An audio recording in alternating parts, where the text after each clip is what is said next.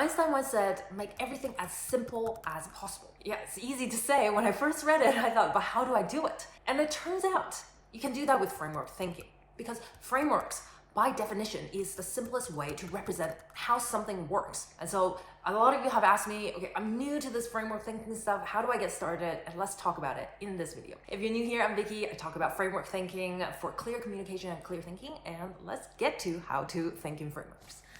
Step number one to framework thinking is about 80-20ing your thinking. If you heard of the 80-20 rule or the Pareto principle, then you know what I'm talking about. If you haven't, I did a whole video on this. But in a nutshell, is the rule of uneven distribution, meaning that sometimes 20% of your effort, 20% of the people, 20% of inputs can lead to 80% of results.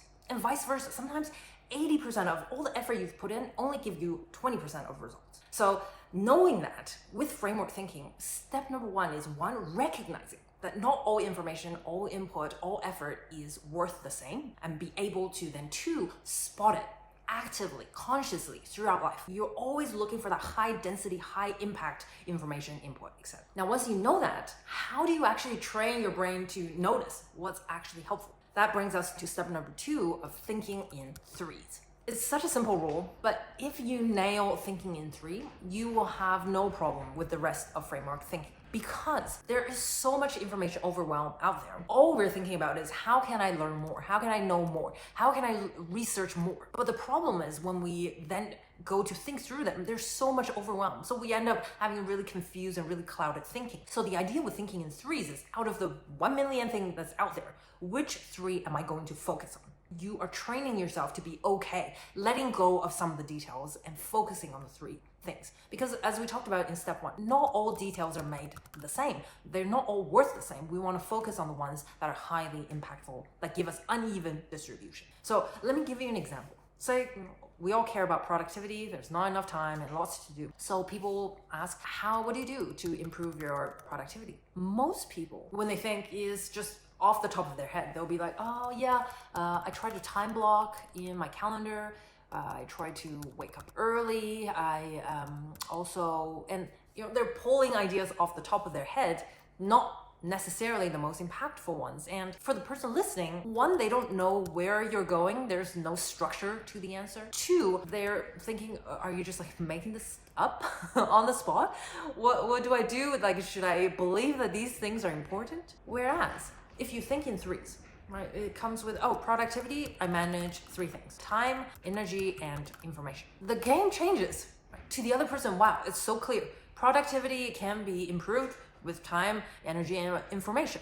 And they know this person thinks so clearly, they articulate themselves so fast. And the trick to do that is always to look for threes. I've talked about it more in this video here, but one thing to do is, in books, you have hundreds of pages, yet what are the three most important takeaways you have? Just train yourself. Out of the hundreds of pages, so many words, which three are the most impactful? Always train yourself to think through that. Or another hack is take the definition of the concept, in this case, let's use productivity, and look for hints there. Productivity is about the amount of output you can create with the same amount of input. Okay, so what kind of inputs are there? Of course, there's time, energy, information. If you're a knowledge worker, there's also, let's say, technology, your resources, different types of automation, and you could go on and on and on. And you look at all of those things and you think to yourself, which three are the most important? We want to say they're all important, but at the end of the day, we want to come back down to three and find the 20% that leads to 80% of the gains. Since we're thinking in threes, of course, we have to talk about the third step of thinking in frameworks, which is you apply 80-20 to the frameworks themselves. So many of you have told me you're buying lots of books, you're listing out hundreds of frameworks, and yet when it comes time to use them, it's really hard to recall. It's really hard to think of which one to use in which situation, and it's really hard to tell if you're doing it right or not. Of course, you can join my courses. That is a great way to do it. But the idea is, even if you don't do that, frameworks are here to help you with overwhelm, not to overwhelm you. So if you feel that, 80-20 your frameworks. In consulting, I did the same. They didn't sit us down and say, here's 100 business frameworks, or memorize them and use them. It was, here is a specific project. Within the project, here's a specific problem, and here is 1 or 2 frameworks that you can start using. And we built our repertoire over time. So don't worry about learning 100 frameworks right away. Just focus on, what is my problem? What is the situation I want to solve for? And let me look for the tool, let me look for the framework that will solve that. Definitely don't go thinking, oh, but there must be better ones and better ones and better ones. Reach for the ones that can help you now and build over time. For example, let's say you're on this channel, so maybe you want to improve articulating yourself concisely, clearly at work. Then instead of getting a book filled with frameworks, just look for 3 frameworks on articulating yourself.